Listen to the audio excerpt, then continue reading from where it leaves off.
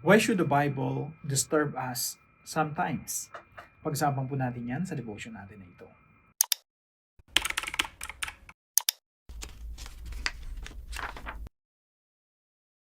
Magandang araw po sa bawat isa sa inyo. Welcome back to our 365 Daily Devotions, Bible Characters Edition. Binabati ko po muna si Ma'am Irene Binyas, Rowena Calopez, and Jean Samaniego. Maraming salamat po sa inyong pagsubaybay dito po sa ating Daily Devotions. Now, yung pag-aaralan po natin ay patungkol po kay Prophetess Huldah. Marahil po marami sa atin ang hindi nakakakilala sa kanya, pero sa 2 Kings chapter 22, makikita po natin na siya po yung kinonsulta ni Haring Josiah nung natagpuan po nila yung kautusan ng Diyos. So, bago natin basahin yung ating talata ngayong araw, magkaroon muna tayo ng overview. Sino ba si Prophetess Huldah? So, yung pangalan niya po ay Huldah. Ang role niya po ay Prophetess of the Lord. Nag-prophesy po siya sa panahon ni King Josiah, mga 700 years or 600 years before the birth of the Lord Jesus Christ. At nag-minister po siya sa Jerusalem. Ang husband niya po ay si Shallum, keeper of the wardrobe. At yung mga kasabayan niya po ay sila Jeremiah, Zephaniah, and King Josiah. Kilala po si Huldah as someone who authenticated the book of the law found in the temple. Or siya yung kinonsulta ni Josiah patungkol doon sa book of the law. At ang message po ni Huldah ay judgment was coming upon Judah because of idolatry and covenant unfaithfulness. So walang winidhold si Prophetess Huldah. No? Sabi niya, judgment will come upon you based on the law of the Lord. Kasi nakasulat doon yung violation nila. Ano ba yung mga violate nila dun sa kautusan ng Diyos. At nakita nila yung standard ng Diyos, nakita nila yung kanilang mga kasalanan, at sabi ni Josiah, we are doomed, no? Kalunos-lunos yung mangyayari sa atin because the wrath of God is so great that sabi niya, talagang may parating na judgment, kailangan natin magsisi. So, meron pong promise na kay Josiah. On the other hand, sabi dito, he would die in peace before the coming disaster. Bakit po? Si Josiah kasi ay nagpakumbaba sa harapan ng Diyos. So, ito po yung mga talata na patungkol po kay Huldah. And legacy, a trusted prophetic voice whose word helped shape Josiah's reforms. So, nagkaroon po ng reformation sa panahon ni Josiah, at si Huldah po yung isa sa mga instrumento kung bakit nagkaroon ng reformation. So, basahin po muna natin sa 2 Kings chapter 22. And Hilkiah the high priest said to Shaphan the secretary, I have found the book of the law in the house of the Lord. So, maraming pagkakataon po kasi nakatago yung salita ng Diyos. Walang nagbabasa. So, ito po yung mga katuruan natin ngayong araw. 3 reasons the Bible is like a mirror. 3 kadahilanan po kung bakit yung Biblia ay parang salamin. Una po, when God's word is hidden, people become ugly. Subukan niyo po, huwag tayong magsalamin. Lahat ng mga salamin natin sa bahay natin, itago natin. Mapapansin nyo, papangit tayo, no? Pag pupunta tayo sa mga meetings natin, punta tayo sa trabaho natin, hindi natin alam kung ano itsura natin, hindi natin alam, may dumi-dumi pa pala tayo sa mukha, no? Papangit tayo sa harapan ng tao, hindi man tayo, minsan makakalimutan na natin magsuklay. Pero pag kasi tumingin ka sa salamin, kita mo na agad kung pangit yung buhok mo, no? So, the Bible is like a mirror. Kapag tinago mo yung mga salamin sa bahay, papangit ka. Yung mga tao noong unang panahon, yung salita ng Diyos, hindi nila binabasa hanggang sa nawala na. Hindi na nila alam kung ano nakasulat doon, anong laman doon. Hanggang sa pumapangit na yung kalagayan ng Judah. Hindi na nila alam yung standard ng Diyos, hindi na nila alam yung requirement ng Diyos, hindi na nila alam yung kalooban ng Diyos, hindi na nila alam kung anong gusto ng Diyos na gawin nila. Ginagawa na lang nila kung anong naisin nila. Kaya sumama yung Judah at napuno ng korupsyon. Pangalawa, katuruan natin, God's word, like a mirror, sometimes disturbs us. Yung salita ng Diyos, parang salamin yan, na minsan nadidisturb tayo, no? Let me give you an example. Kapag minsan, humarap ka sa salamin, tapos nakita mo, ay, sobrang taba ko na. Nadidisturb yung puso natin. Minsan kasi pag hindi tayo umarap sa salamin, hindi tayo nagiging aware, nagiging na pala tayo ng timbang, or pumapayat na pala tayo ng husto, no? Let's say may goal ka na tamang bigat lang, pero minsan sobrang payat natin, minsan sobrang taba, minsan sobrang haba ng buhok, minsan puno ng bigote at balbas, no? Pero pag humarap ka sa salamin, nade-disturb ka. Uy, pangit-pangit ko na, kailangan ko na mag-adjust. Alam niyo po yung salita ng Diyos parang ganun. Dapat nadi-disturb tayo, no? At least sometimes. Depende sa sitwasyon. So, tingnan po natin dito sa banal na kasulatan. Nung natagpuan po nila yung salita ng Diyos, si Shaphan, binasa yung salita ng Diyos, yung Book of the Law, doon sa hari. Kasi yung hari si Josiah, sabi niya, okay, ano ba laman yan? Sige nga, basahin mo nga. So Shaphan read it before the king. When the king heard the words of the Book of the Law, he tore his clothes. Nung narinig niya, na-shock siya sa katotohanan na ang tagal-tagal na pala nilang hindi tumitingin sa salamin. Sobrang pangit na pala nila sa harapan ng Diyos. Na-shock siya nung narinig niya yung sinasabi o nakasaad doon sa Book of the Law, sa kautusan ng Diyos. Yung standard ng Diyos, yung kagustuhan ng Diyos, ang layo na pala nila. Puro kasamaan na pala at kasalanan yung ginagawa nila. Kaya pinunit niya yung damit niya bilang pagpapakumbaba sa harapan ng Diyos. Sabi dito, when the king heard the words of the Book of the Law, he tore his clothes.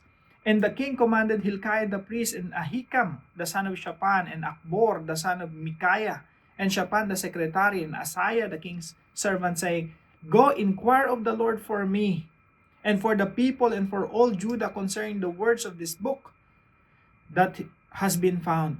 For great is the wrath of the Lord that is kindled against us.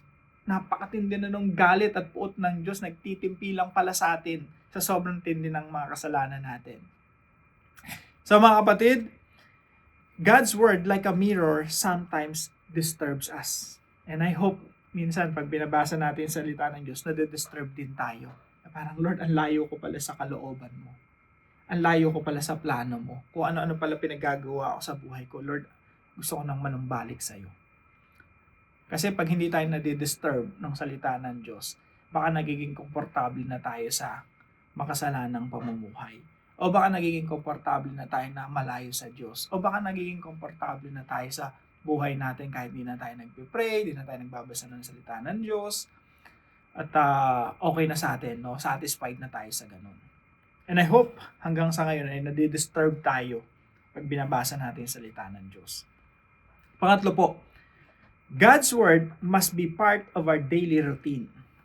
Kung paano yung salita ng Diyos kung paano yung salamin ay parte ng daily routine natin. Sa umaga, tumitingin tayo sa salamin. Bago tayo pumasok sa trabaho, sa eskwelahan, tumitingin tayo sa salamin. That's part of our routine. Sabi po ng Panginoon kay Joshua, no? Kung gusto mong maging successful, Joshua, gawin mong routine yung salita ng Diyos. Do not let this book of the law depart from your mouth. Meditate on it day and night so that you will be careful to do everything written in it. Then you will be prosperous and successful. Routine mo yan. Araw-arawin mo yan. Basahin mo yan. Meditate mo yan. Nguya-nguyain mo yan. Unawain mo yan. Isabuhay mo yan. Kaya po, bilang application po sa pinag-aaralan natin ngayon, number 1 po, speak God's word faithfully and without reservation. Nung sinabi ni Josiah sa mga tauhan niya, puntahan nyo nga yung prophetess si Huldah. Mag-inquire kayo patungkol dito sa salita ng Diyos. So Hilkiah the priest and Ahikam and Akbor and Shaphan and Asaiah went to Huldah the prophetess. So, nag-inquire sila, ano bang sinasabi ng Diyos? Ano bang mensahe na meron para sa amin? So, sabi ni Huldah, Thus says the Lord, the God of Israel, Tell the man who sent you to me Thus says the Lord, behold, I will bring disaster upon this place and upon its inhabitants. All the words of the book that the king of Judah has read. Nabasa nyo ba yung Deuteronomy 28 dyan? Lahat ng mga curses, sumpa sa mga hindi sumusunod sa Diyos at sumasamba sa mga Diyos-Diyosan. Nabasa nyo ba yan sa Deuteronomy 28, yung curse kapag sumuway sa kautusan ng Diyos at tinalikuran ng Diyos? Lahat ng curse na yun, lahat ng sumpa na yun, mangyayari sa lugar na ito. Mangyayari sa bansang ito. So si Hulda po walang takot, no? Yung iba kasi mga prophet, tameme tahimik ay magsabi ng katotohanan kasi natatakot sila dun sa hari. Pero si Hulda po, no, talagang kung anong nakasaad sa banal na kasulatan, yun ang sinasabi niya. And number 2 po, speak God's word to comfort those who suffer. Sabihin po natin, mga kapatid, yung salita ng Diyos in order to comfort those who suffer. Yung salita po ng Diyos, hindi naman all the time dinidisturb tayo niya, no? Most of the time, kinocomfort tayo ng salita ng Diyos. Kasi yung Biblia, love letter po ng Diyos yan sa atin. To encourage us, to comfort us. Kaya po, meron din tong message ng comfort kay Josiah. Sabi po rito, so yun yung message sa Judah, I will bring disaster upon this place. Pero, but to the king, verse 18, but to the king of Judah, who sent you to inquire of the Lord, thus shall you say to him, thus says the Lord, the God of Israel, regarding the words that you have heard, because your heart was penitent, dahil mapagpakumbaba ka, no, mahal na hari, and you humbled yourselves before the Lord, when you heard how I spoke against this place and against its inhabitants, then they should become a desolation and a curse. And you have torn your clothes and wept before me. Dahil ikaw, mahal na hari, pinunit mo pa yung damit at nagpakumbaba ka at umiyak ka sa akin, umiyak ka sa Diyos.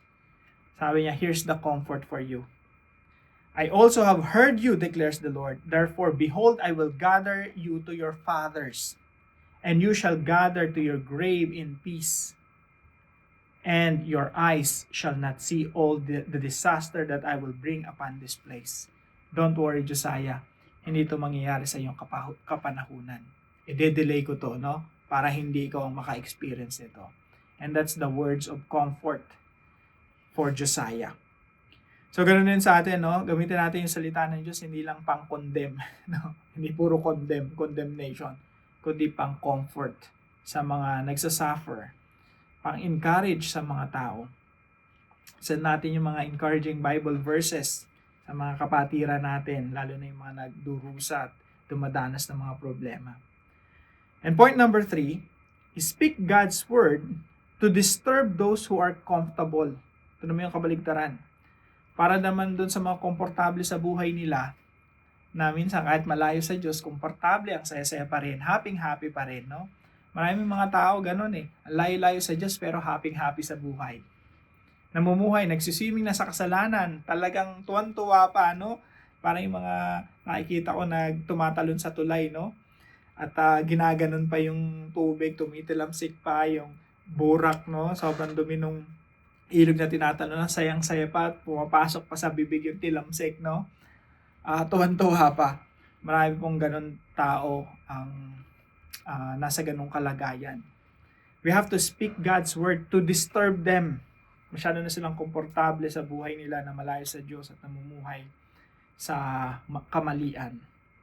Kaya po sa discussion natin, why should God's word comfort the disturbed and disturb the comfortable? At para po sa ating dive deeper, mini seminar po ito, no? Sa-summarize ko lang yung Kings and Prophets hanggang sa kahuli-hulihan. So, napakadami nito. Ewan ko lang. Papay-clean lang natin. So, tayo po yung manalangin. Heavenly Father, thank you for giving us your word to guide, correct, and transform our lives. Give us courage to speak your truth faithfully and without reservation. Even when it is difficult or unpopular, teach us to use your word to comfort those who are suffering discouraged, and brokenhearted. At the same time, give us boldness to speak truth that challenges those who have become comfortable with sin and injustice. Guard us from changing your message to please people. May our words always reflect your truth, grace, compassion, and righteousness. Use us as faithful messengers of your word. In Jesus' name, Amen and Amen. Maraming salamat po sa bawat isa sa inyo. Kung meron po kayong natutunan, ipalam nyo lang po sa comment section right below this video. And please don't forget to share this devotion to your family and friends. Ang Lord po ang magpala sa inyo. See you po tomorrow 5 a.m. dito sa ating Daily Devotions.